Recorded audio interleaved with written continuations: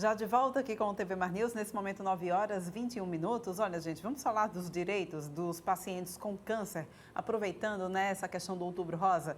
Juliano Pessoa, advogado especialista em saúde, atualiza para a gente essas novidades. Juliano, bom dia para você, seja bem-vindo mais uma vez aqui ao nosso estúdio. A gente conversa agora sobre câncer de mama, né? Esse mês de Outubro Rosa, já há algum tempo, é um mês em que realmente todo mundo arregaça as mangas e vai à luta no combate ao câncer, no diagnóstico precoce. Essa é a expectativa, a realidade ainda é um pouquinho diferente, né? A gente ainda tem muita dificuldade em relação ao diagnóstico, ao tratamento desse tipo de câncer aqui no nosso país. Juliano, bom dia. Bom dia, Paulano. Bom dia quem nos assiste. De fato, Paulano, você toca no ponto que eu diria que é crucial aí nessa dinâmica, vamos dizer assim, de assistência a esses pacientes. Essas pessoas têm garantido, por lei, expressamente, que, primeiro, elas têm que ter diagnóstico fechado em até 30 dias. Tá? Então, se o médico se deparar com essa paciente e a principal hipótese diagnóstica dele for a neoplasia maligna, ou seja, o câncer, o Estado tem que movimentar toda a sua máquina no sentido de prover exames, tudo que for necessário para que o médico feche aquele diagnóstico em até 30 dias. A lei também garante que, após o diagnóstico concretizado, em até 60 dias, esta paciente precisa iniciar o tratamento, qualquer que seja a abordagem.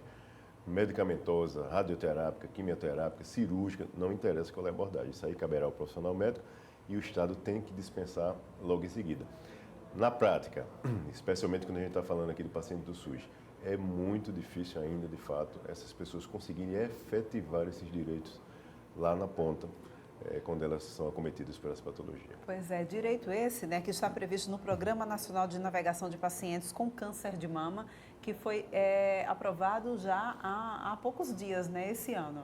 Exato, nós tivemos, o ano passado, né, nós tivemos a vinda do Estatuto da Pessoa Sim. com Câncer, foi instituído em 2021, e este ano foi criado o Programa de Navegação de Pacientes. Só para que as pessoas que nos assistem entendam o que seria essa navegação. Nada mais é do que uma abordagem social, vamos dizer assim. Isso nasceu nos Estados Unidos. Lá viu-se o seguinte, existia uma diferença gritante entre as pacientes negras e as pacientes brancas.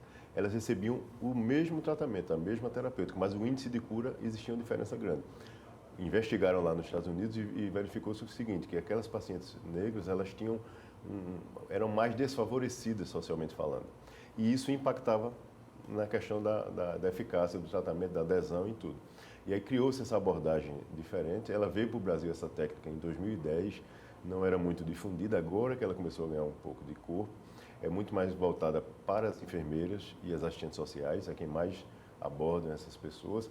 E a ideia é uma assistência voltada para a paciente, ou seja, que ela seja o centro de todos aqueles profissionais. A ideia, inclusive, está exposto também na lei, é criar todo um fomento de capacitação dos profissionais de saúde que estão no entorno dessa paciente para que ela se preocupe única e exclusivamente com o seu tratamento.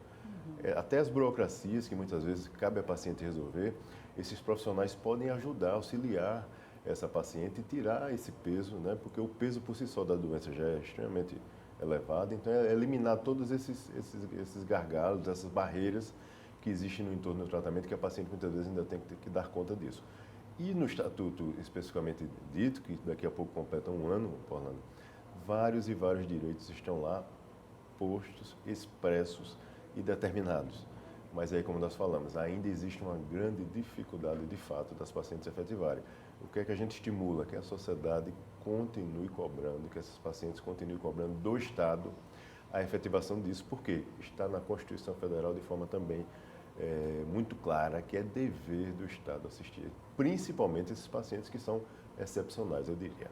Pois Juliano, é muito importante quando a gente fala sobre tratamento de câncer, né? Ou seja, qualquer tipo de câncer que for, a gente aqui se atém à questão do câncer de mama, mas a gente precisa falar de uma equipe sempre multidisciplinar, né? Não dá para fazer o tratamento apenas com um oncologista, apenas com a área de oncologia. A gente entra aí psicologia, entra a oncologia, a nutrição mesmo, enfim, é preciso que haja uma equipe multidisciplinar exatamente para que os resultados venham. Isso tem sido respeitado? Isso seja lá através do SUS ou mesmo através dos planos de saúde? Olha só, de fato, assim, se tenta, vamos dizer assim, né, assistir dessa forma, mas o que a gente observa é que o percentual de índice de eficácia ainda é muito baixo, né? Porque o que é como você bem destacou, as pessoas correm contra o tempo, né? A partir do momento quanto mais precoce for o diagnóstico, melhor. Todos os especialistas, a ciência vive reiteradamente ratificando esse ponto. Então, se o Estado se movimentar, se mobilizar no sentido de prover toda essa assistência para esse diagnóstico precoce e também o cumprimento da meta do início de tratamento, o índice de cura, especialmente quando a gente trata de câncer de mama, é altíssimo, é elevadíssimo, né? Então, às vezes até direitos já consolidados, por exemplo, a reconstrução mamária, até isso, às vezes, a paciente, em alguns casos, tem que buscar o Poder Judiciário para poder efetivar, né? Porque há uma dificuldade. Nós tivemos aqui no Estado, salvo engano, em 2020, foi o ano passado, até um mutirão, porque existia uma demanda reprimida gigantesca, de um número grande de pessoas que têm o seu direito lá previsto em lei e que o Estado não cumpria na prática, por questões outras ligadas à questão de tratativa de verba com o governo federal. Não cabe a paciente se preocupar com isso. O Estado resolva-se com a União, com quem quer que seja, para prover essas pessoas, porque está lá de maneira expressa e direta o direito delas. A lei prevê, para você ter ideia, que a reconstrução mamária, por exemplo, seja realizada, se possível, no mesmo ato cirúrgico da mastectomia, ou seja, que está fazendo a extração da mama. Porque isso traz um benefício fantástico do ponto de vista psicológico, de autoestima para essa mulher. Então, não é concebível que ela passe 2, 3 anos para poder ter a sua mama reconstruída e fique se beneficiando dessas guerreiras que estão no entorno delas, que são as instituições que assistem essas pessoas aqui no Estado e que muitas vezes se mobilizam, conseguem perucas de cabelo natural para elas, conseguem próteses feitas de outras formas para poder, pelo menos, minimizar esse impacto. Então, é importante que, de fato, elas tentem cobrar o máximo possível do Estado. Juliana, acho que é sempre importante a gente passar aqui quais são os canais, né, que a população, que os cidadãos, eles podem procurar exatamente para fazer denúncias, para fazer valer o seu direito, que a gente, como já mencionou aqui, tem o Estatuto da Pessoa com Câncer, esse Programa Nacional de Navegação de Pacientes com Câncer de Mama, a própria Constituição que diz que a população tem direito, né, o indivíduo tem direito à saúde de forma integral, enfim. Como fazer? Quais são os canais que a gente deve procurar, seja através do SUS ou através da rede particular e através também de convênios? Olha só, o que é que a gente recomenda geralmente na prática? Se começar a haver uma demora desarrazoada, vamos dizer assim, a pessoa observar que a coisa não vai andar como se determina, se for no SUS, é importante que ela entre em contato rapidamente com as ouvidorias das secretarias, né? Repassando essa informação, anotando esse protocolo, cobrando. Se não resolver com a ouvidoria também, ela busque outras esferas, como o Ministério Público, a Defensoria Pública, um advogado da sua confiança, porque em alguns casos, infelizmente, só quando o Poder Judiciário é provocado é que ela consegue ter garantido ali, efetivado na prática, o seu direito.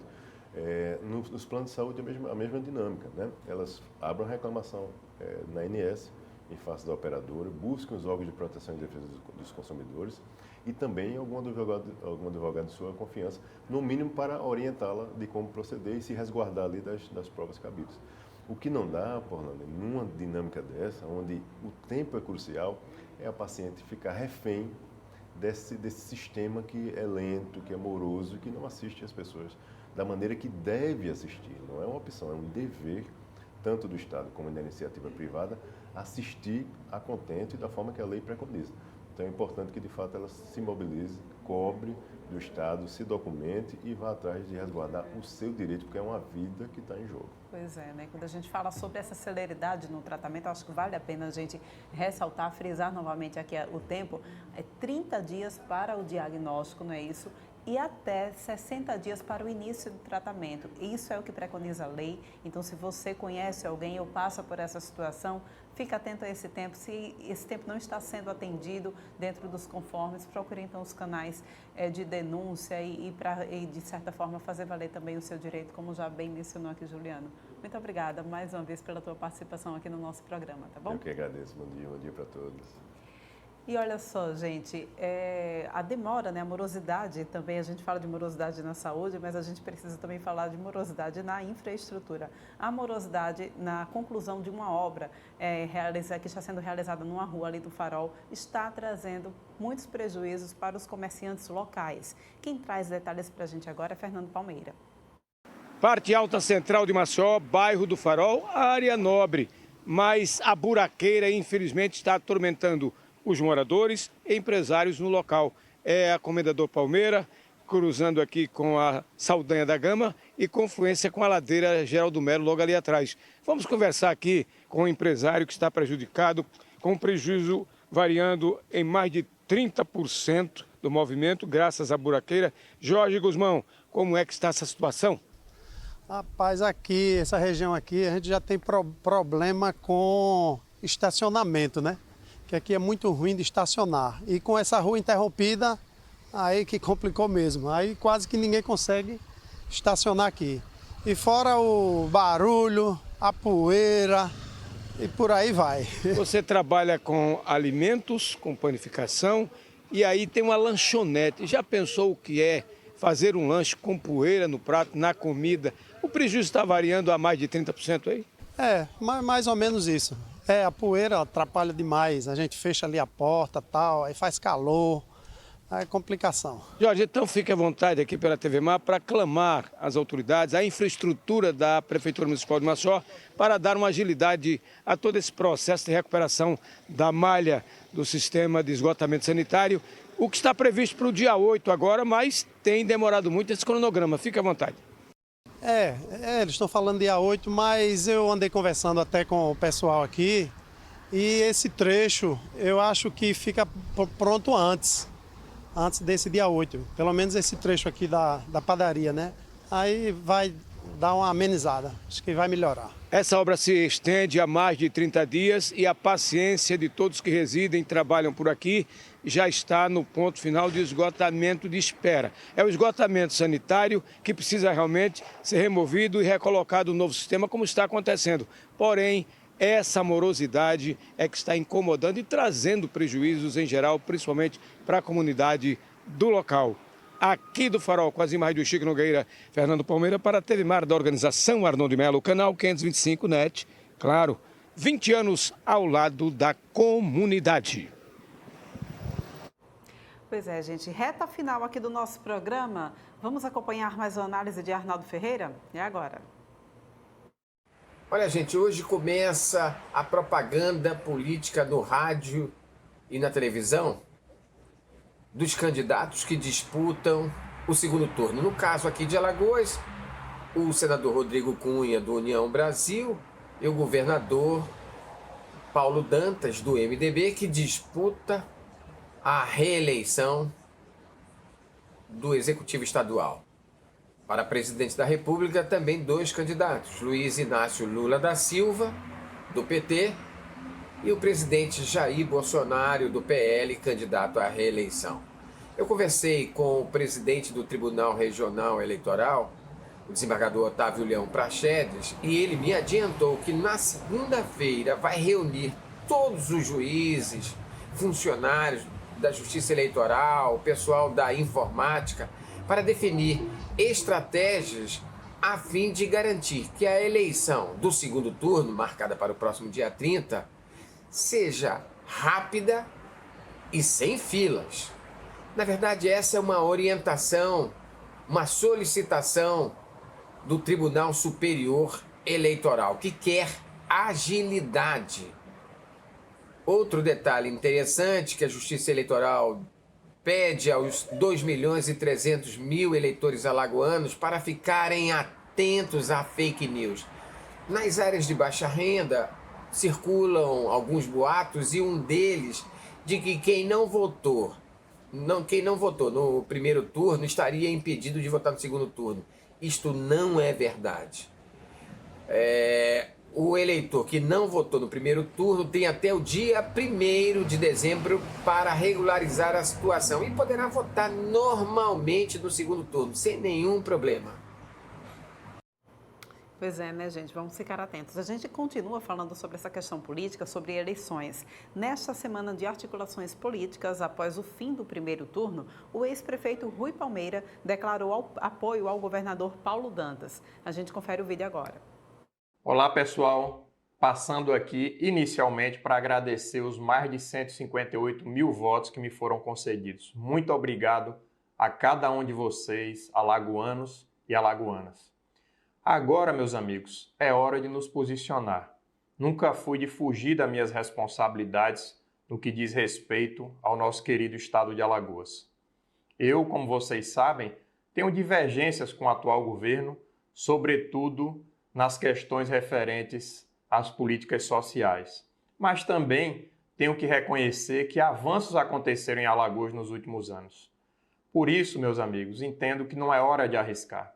É hora de dar continuidade a programas que têm dado certo, como Vida Nova nas Grotas, o Escola 10 e o Cartão Cria.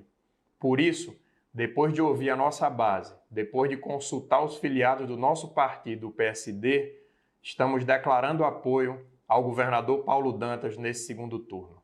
Queremos que Alagoas continue avançando.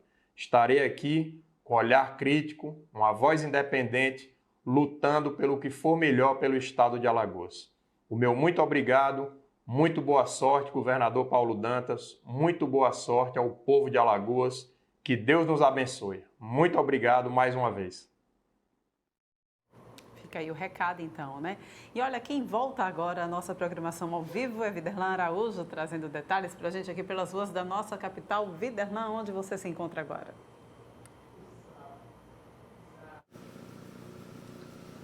Olha, Porlane, nós estamos aqui próximo a Mangabeiras para trazer informações a respeito de uma situação que tem levado realmente um certo temor para a sociedade alagoana, que é o número de casos de violência. Na parte alta de Maceió, mais necessariamente, em regiões que são consideradas próximas à parte central, como Jacintinho, e bairros populosos como Feitosa, nas primeiras horas de hoje foi registrada uma situação, no mínimo, curiosa e que cabe esclarecimentos. E para isso vai depender de ação da Polícia Civil durante o processo de investigações. Uma das lojas que vendia roupas ali no bairro do Feitosa foi incendiada por criminosos na madrugada de hoje, nas primeiras horas por volta das 2 da manhã. O detalhe é que a matéria diz o seguinte, que roupas foram queimadas e a estrutura do local ficou comprometida, somando um prejuízo alto para a dona do estabelecimento. O fogo começou por volta das 2 da manhã e, segundo a proprietária da loja, identificada como Rosineide, ela contou que estava dormindo em sua casa quando foi acordada por um sobrinho que contou sobre o fato. Essa situação gerou realmente uma movimentação muito grande, principalmente do Corpo de Bombeiros Militar, para tentar conter as chamas, que foi acionado, foi até o local e após controlar as chamas, o local foi isolado. O local foi considerado como também de perda total, Porlane, diante de tudo que aconteceu e por conta do lado severo das chamas, que fez várias mercadorias ficarem completamente destruídas e também a estrutura do estabelecimento. As chamas foram debeladas pelos militares e em seguida a área foi isolada, segundo informações, e também foi solicitada a perícia da loja a ser realizada pela corporação. Ainda não há informações sobre as mercadorias levadas pelos criminosos. Eles surgiram após o crime e a polícia deve iniciar as diligências a fim de capturar os suspeitos.